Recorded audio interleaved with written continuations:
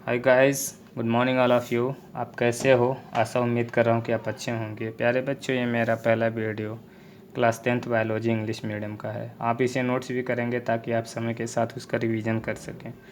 शुरू करता हूँ प्यारे बच्चों, सबसे पहले बायोलॉजी के पहला चैप्टर जिसका नाम है लाइफ प्रोसेस।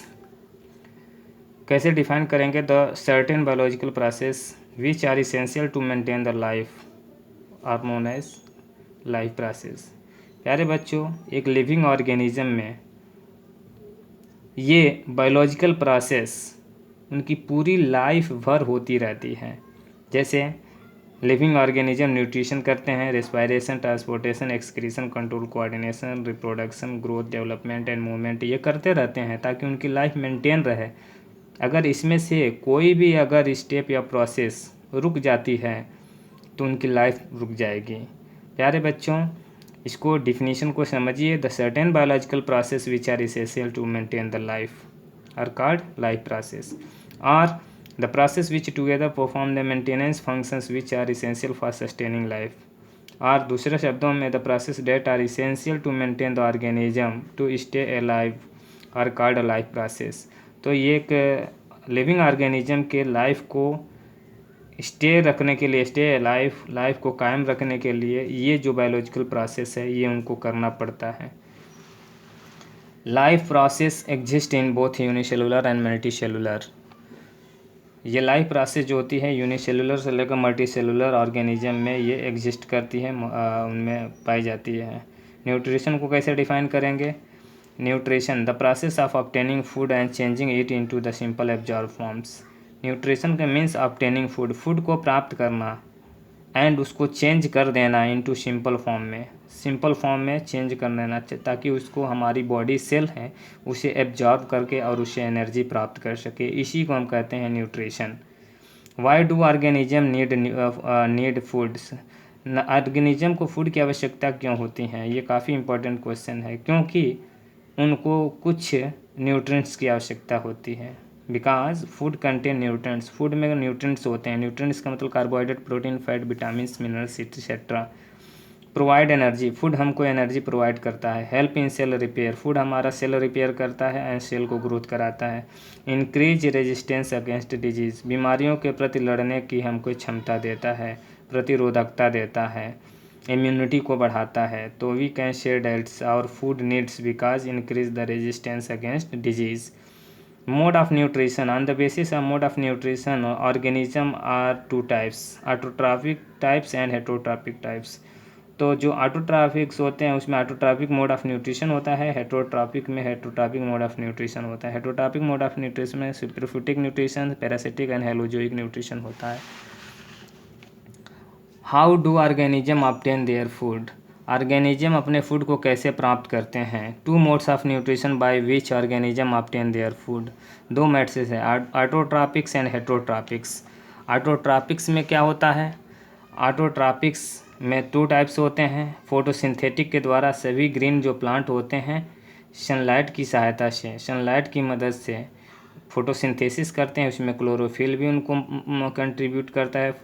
यानी बाई क्लोरोफिल एंड सनलाइट की सहायता से वे अपने फोटोसिंथेसिस प्रोसेस के जरिए अपना फूड बना लेते हैं, उसे ऑटोट्रॉपिक कहते हैं। ऑटोट्रॉपिक में कुछ ऐसे भी बैक्टीरिया हैं जो कीमोसिंथेटिक द्वारा अपना फूड बना लेते हैं बाई केमिकल्स का यूज करके, तो उसे हम ऑटोट्रॉपिक में कीमोसिंथेटिक भी कहते हैं। जैसे में plants, some algae and bacteria and euglena है ना, ऑटोट्रॉपिक्स की कैटेगरी में आती हैं। हेटरोट्रॉपिक्स में क्या होता है?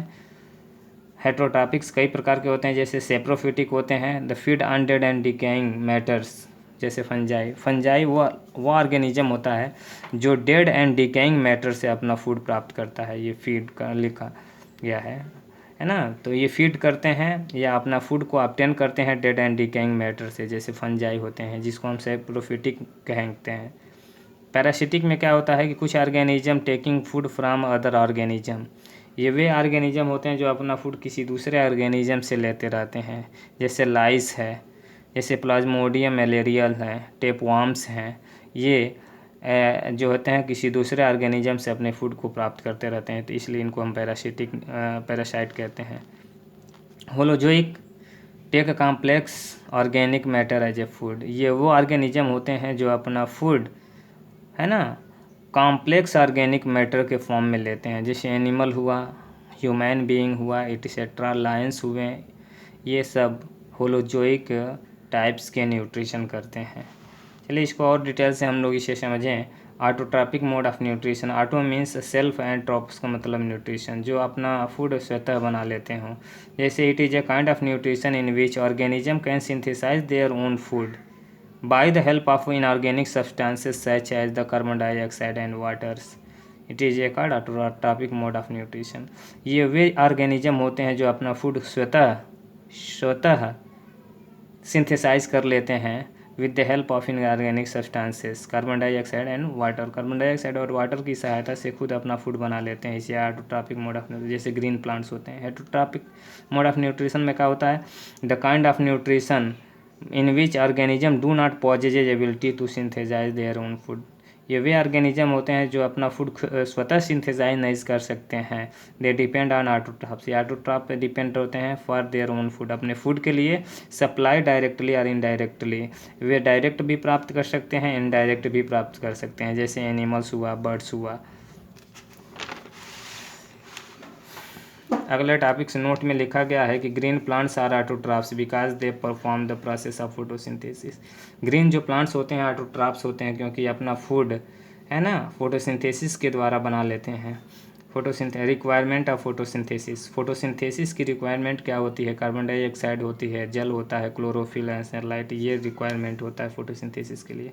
फोटोसिंथेसिस को कैसे डिफाइन करेंगे? The process by which green plants make their own food with the help of carbon dioxide and water in the presence of chlorophyll and sunlight is called photosynthesis. Photosynthesis में green जो plants होते हैं अपना food बना लेते हैं, किसकी सहायता से? कार्बन डाइऑक्साइड और जल को कंबाइन कर लेते हैं, और उसमें मदद कौन करता है? क्लोरोफिल और सनलाइट उनको प्रेजेंस में होना चाहिए। तो क्लोरोफिल और सनलाइट की है ना हेल्प से कार्बन डाइऑक्साइड और जल को कंबाइन करके सभी ग्रीन प्लांट्स अपना फूड बना लेते हैं। जैसे कार्बन डाइऑक्साइड और जल को कंबाइन करते हैं सनलाइट और क्लोरोफिल की सहायता से, ग्रीन जो प्लांट्स होते हैं अपना कार्बोहाइड्रेट बना लेते हैं, ग्लूकोज है, और ऑक्सीजन गैस और जल को रिलीज करते हैं। During the photosynthesis following events take place, है ना। फोटोसिंथेसिस के दौरान कुछ इवेंट्स होता है। पहला है absorption of light energy by chlorophyll, है ना, क्लोरोफिल के द्वारा लाइट एनर्जी को एब्जॉर्व किए जाते हैं। दूसरा इवेंट्स क्या होता है? Conversion of light energy to chemical energy, है ना, और लाइट एनर्जी को केमिकल एनर्जी में कन्वर्ट किया जाता है। And splitting of H2O molecule into H2O and oxygen, और जो भी जल के उसमें मालिक्यूल्स होते हैं उनको स्प्लिट किया जाता है, तोड़ दिया जाता है, कि इसमें हाइड्रोजन गैस और ऑक्सीजन गैस में। कभी कभी क्वेश्चन काफ़ी इंपॉर्टेंट है प्यारे बच्चों ये वर्ड्स के लिए, कभी कभी पूछता जाता है कि फोटोसिंथेसिस के दौरान जल से कौन सी गैस बनती है, तो उसमें ऑप्शन में ऑक्सीजन दिया रहता है। तो जल के डिकम्पोजिशन से हाइड्रोजन और ऑक्सीजन गैस बनता है। तो कभी कभी क्वेश्चन बनता है कि फोटोसिंथेसिस के दौरान जो ऑक्सीजन गैस निकलती है वो कार्बन डाइऑक्साइड से निकलती है या वाटर से निकलती है? तो आपका आंसर होना चाहिए water. Reduction of carbon dioxide to carbohydrates, और उसमें तीसरा इवेंट्स क्या होता है फोटोसिंथेसिस के दौरान कि कार्बन डाइऑक्साइड जो होता है रिड्यूस होकर कार्बोहाइड्रेट्स बना लेता है, यानी इसमें हाइड्रोजन वगैरह जोड़कर, और इसका ये ग्लूकोज में कन्वर्ट हो जाता है। काफ़ी महत्वपूर्ण ये है। अब इसके बाद हम लोग लीफ के बारे में थोड़ा सा डिटेल से पढ़ेंगे। ये लीफ का स्ट्रक्चर्स है। लीफ का ये जो पार्ट्स होता है पेटियोल कहलाता है, जो स्टेम से लगा होता है। लीफ के अंदर जो ये सेंटर से होकर जाता है इसे मिड रिब कहते हैं, सेंटर से होकर जाता है, मिड रिब होता है। और इस मिड रिब में से ब्रांचेज निकली होती हैं, पत्तियों में चारों तरफ फैली रहती हैं, इसे वेंस कहते हैं, वेंस होते हैं। और इसके ये पूरी जो फ्लैट स्ट्रक्चर दिख रहा है फ्लैट, इसको लीफ ब्लेड कहते हैं या लैमिना कहते हैं। इसको जब क्रॉस सेक्शन देखेंगे तो इसमें फ्लोएम और जाइलम दिखेगा। जो ये मिड रिब जा रहा था इसमें जाइलम और फ्लोएम जो होते हैं क्रॉस सेक्शन करेंगे तो दिखाई देगा। और इसमें ये जो स्ट्रक्चर दिख रहा है इंटरनल स्ट्रक्चर, इसके ऊपर वाला जो पार्ट्स होता है इसको वैक्सी क्यूटिकल कहते हैं, अपर एपिडर्मिस होता है। और इसके अंदर जो भी सेल दिखाई देते हैं पत्तियों के अंदर, उसमें उस सेल के अंदर देखिए क्लोरोप्लास्ट दिखाया गया है, और सेल के बीच बीच में एयर स्पेसेस होते हैं, और इसमें गर्ड सेल भी होते हैं, यहाँ गर्ड सेल जो खुलते और बंद होते रहते हैं, जो गैसों का एक्सचेंज करते हैं। तो ये है अपर एपिडर्मिस, और नीचे वाला लोअर एपिडर्मिस है। ये क्रॉस सेक्शन ऑफ लीफ है। प्यारे बच्चों, लीफ के फंक्शन को भी समझना बहुत ज़रूरी है। A leaf is a made up of a different parts of the parts that includes. Leaf कई पार्ट्स के बने होते हैं। उनमें क्या क्या होते हैं? लीफ ब्लेड होता है जो पूरा फ्लैट स्ट्रक्चर होता है। पेटियोस हो जाता है जो स्टेम से लगा होता है। मिड रिब जो पत्ती के बीच में जो सेंटर से होकर जाती है, मिड रिब होती है। वेंस उस मिड रिब से जो पत्तियों में फैली रहती है उसे हम वेंस कहते हैं। एंड स्टोमेटा, और उसमें स्टोमेटा जो होती है लोअर सरफेस पे होता है। आप उसको माइक्रोस्कोप से देख सकते हैं। The leaf blade is a flat and abroad A parts of a leaf. जो लीफ ब्लेड होता है पूरी जो पत्ती होती है जो फैली रहती है एब्रॉड की तरह, ब्रॉड की तरह, उसी को हम लीफ ब्लेड कहते हैं। Mid rib is the thick line running and through the centre of the leaf. Leaf की सेंटर से होकर जाती है जो थिक लाइन होती है, मोटी लाइन होती है, उसे मिड रिब कहते हैं। मिड रिब जैसा कि फिगर में दिखाया गया है, ये सेंटर से होकर जा रही है जो थोड़ा थिक लाइन होती है, इसे मिड रिब कहते हैं। अगला, veins are tiny lines running throughout a leaf. देखिए इसमें आपको दिखाया भी गया है कि इस मिड रिब से फिर ये थिन लाइन जो है पूरी पत्तियों में फैली होती है, इसी को हम लोग क्या कहते हैं? वेंस कहते हैं। Petiole is a stalk that connected to the leaf blade of a leaf with stems. Stem से जुड़ता है जिसको पेटियोल्स कहते हैं। Stomata are tiny pores present on the lower surface of the leaf. Stomata क्या होता है? पत्तियों की लोअर सरफेस पे होती हैं, जिसे हम क्या कहते हैं? लोअर सरफेस पर जाती होती है, जिसे स्टोमेटा कहते हैं। स्टोमेटा की स्ट्रक्चर को हम समझ सकते हैं कि ये ओपन स्टोमेटा, ये क्लोज स्टोमेटा। स्टोमेटा में ये न्यूक्लियस होता है, ये गर्ड सेल होते हैं, गर्ड सेल है। स्टोमेटल पोर्स होते हैं, देखिए स्टोमेटल पोर्स दिखाया गया है। इसके अंदर क्लोरोप्लास्ट होते हैं। ये एपिडर्मिस है जो नीचे दिखाया गया है। तो ये हमारा जो फिगर है ओपन एंड क्लोज एपिडर्मिस का स्ट्रक्चर है। Stomata help the leaf exchange of gases and they take carbon dioxide from the air and release oxygen. Stomata जो होता है गैसों को एक्सचेंज करने में मदद करता है, कार्बन डाइऑक्साइड को एटमॉस्फेयर से लेता है और ऑक्सीजन को रिलीज करता है। Since large amount of water and also can be lost through stomata. Stomata के जरिए लार्ज अमाउंट में वाटर भी लॉस होता रहता है। The plant close these pores when does not needed carbon dioxide for photosynthesis. जब फोटोसिंथेसिस के लिए कार्बन डाइऑक्साइड की आवश्यकता नहीं होती है तो स्टोमेटा बंद हो जाती है, पोर्स को बंद कर लेती है ना। Opening and closing of the pores is the function of guard cell. खुलना और बंद होना, पोर्स का खुलना और बंद होना, यह गर्ड सेल का फंक्शन होता है। The guard cell swell up when water flow into them and causing stomatal pores to open. Similarly, pores close to the guard cell and shrinks. जब उसको बंद करना रहता है तो ये गर्ड सेल होता है, श्रिंक कर लेता है, और ये स्टोमेटा को क्या करता है? क्लोजअप कर लेता है, क्लोज कर लेता है।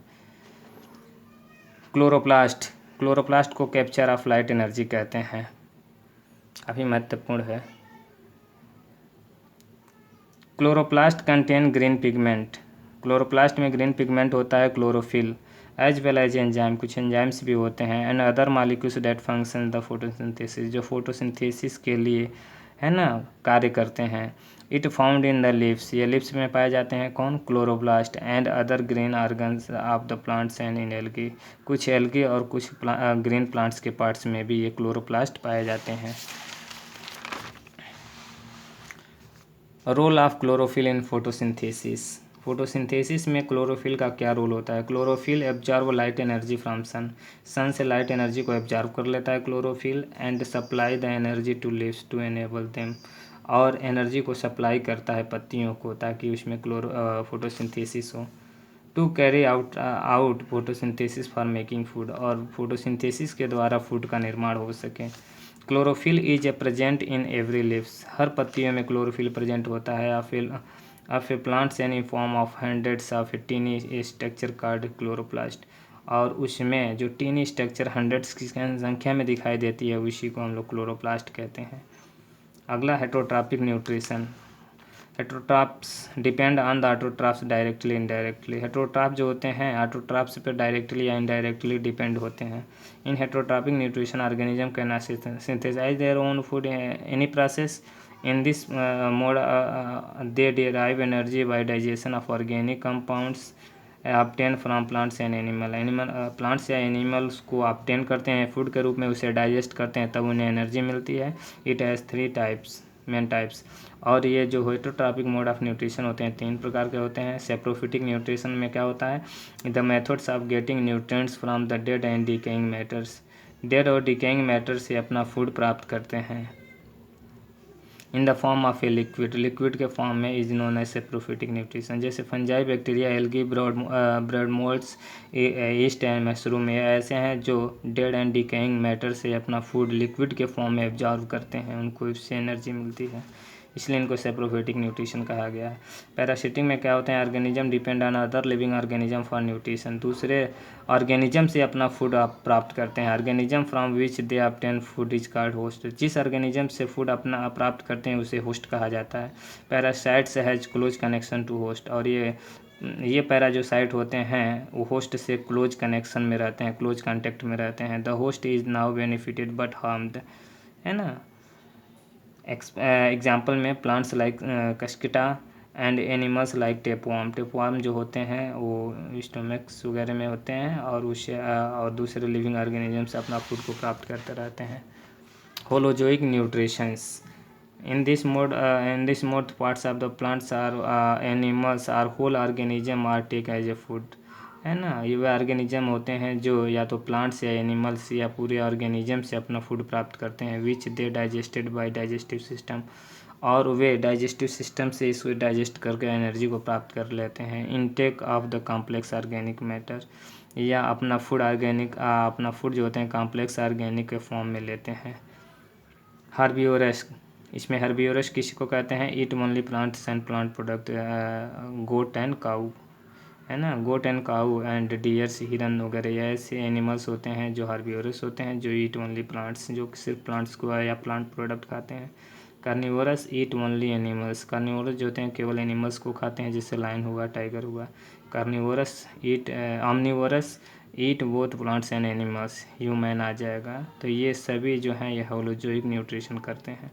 Holozoic nutrition involve the following steps, इनमें इसमें फॉलोइंग स्टेप होता है, सीक्वेंस से इसको समझना पड़ेगा, जिसमें इंजेशन, डाइजेशन, एब्जॉर्प्शन, एसिमिलेशन और इजेशन, काफ़ी इसे आपको डिटेल से समझना पड़ेगा, ये सीक्वेंस को याद करना पड़ेगा। इंजेशन में क्या होता है कि intake of food into the complex form, complex form में फूड को मुंह में प्राप्त करना ही इंजेशन कहलाता है ना। डाइजेशन, इंजेशन के बाद डाइजेशन की प्रोसेस शुरू होती है। Conversion of complex food into simple form by enzymes की सहायता से जो भी कॉम्प्लेक्स फूड होता है वो सिंपल फॉर्म में कन्वर्ट हो जाता है, इसी को डाइजेशन कहते हैं।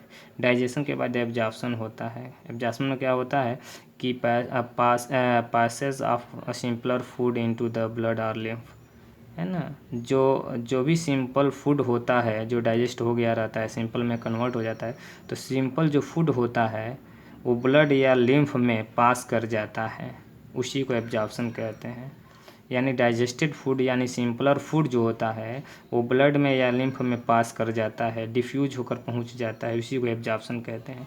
एब्जॉर्प्शन के बाद एसिमिलेशन क्या होता है कि absorb food obtaining utilize for energy needed for various activities, body में कुछ वेरियस एक्टिविटीज़ होती हैं, उसके लिए हमें एनर्जी की आवश्यकता होती है। एनर्जी कैसे प्राप्त होती है, जो भी हमारा एब्जॉर्ब्ड फूड होता है उसको यूटिलाइज करते हैं सेल में, और तब जाकर एनर्जी रिलीज होती है।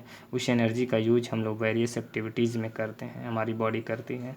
और लास्ट में इजेशन क्या होता है कि जो भी अनडाइजेस्टेड फूड होता है उसको रिमूव कर देना ही इजेशन कहलाता है। तो ये काफ़ी महत्वपूर्ण और इम्पोर्टेंट स्टेप्स हैं, ये पूछा जाता है कंपटीशन से लेके बोर्ड में, तो आप इसे इस सीक्वेंस से याद रखेंगे कि पहले होलोजोइक न्यूट्रिशन में पहला step ingestion, digestion, absorption, assimilation और इजेशन, तो इस स्टेप को आप याद रखेंगे, काफ़ी इम्पोर्टेंट स्टेप है। इसके बाद जो अगला टॉपिक्स होगा प्यारे बच्चों, अगले हम वीडियो में पढ़ेंगे न्यूट्रिशन इन अमीबा, हम अमीबा में न्यूट्रिशन कैसे होता है, ये काफ़ी इम्पोर्टेंट है। Okay, thank you.